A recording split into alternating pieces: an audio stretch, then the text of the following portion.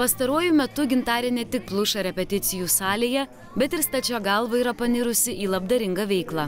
Šią savaitę ji kartu su Linu Karaliumi savo restoranėlyje draugams surengė šventinius pietus, po kurių kvietė aukoti labdaros fondui Maisto bankas. Mes su Gintarė kiekvienais metais sugalvojam kokią nors akciją. Tarkim, mes anksčiau įsirinkdavom kokius nors vaikų namus, taip ir šiandien mes tiesiog pasikvietėm draugus, padarėm jiems pietus ir už tos pietus jie neturės nieko mokėti, bet tiesiog tos pinigėlius įmes į dėžutę, ant kurios parašyta Maisto bankas ir mes tos pinigus perduosim Maisto bankui. 4 metus iš eilės prieš didžiąsias metų šventes Gintarė lankydavosi vaikų globos namuose, o šiemet susižavėjusi Maisto banko idėjomis nutarė prisidėti prie jų veiklos. Tai viskas prasidėjo nuo to, kad apsilankiau Maisto banko remiamoje valgykloje, kur pamačiau, kad yra labai daug žmonių, kuriems reikia mūsų pagalbos.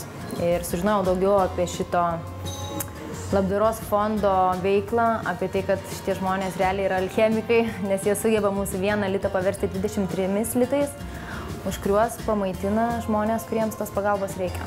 Pernai Maisto bankas išdalino virš 17 milijonų litų vertės paramos maistu, išleisdamas tam tik 700 000 litų. Tai tam, kad tą darbą padaryti, tai aišku, reikia turėti patalpas, reikia turėti automašinas, kurą ir būtent tokiems reikalams reikia pinigų, bet tas kiekvienas litas jis sukuria daug didesnį vertę. Už tą 1 litą mes 23 litų vertės paramą maistu galime atiduoti nepasiturintiems.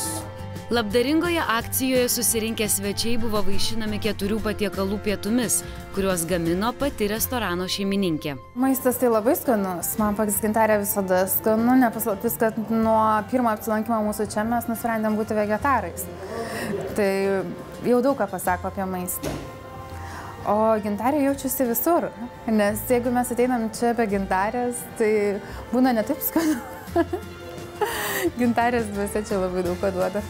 Labai graži iniciatyva, turint omeny, kad jo renginys Maisto banko ir apskritai, iš tikrųjų, kai pagalvoja apie tai, kiek maisto yra išmetama, nesuvalgoma, tiesiog išmetama. Ir kiek yra žmonių, kuriem tas maistas išgelbėtų gyvybės, tai iš tikrųjų nejauku pasidaro.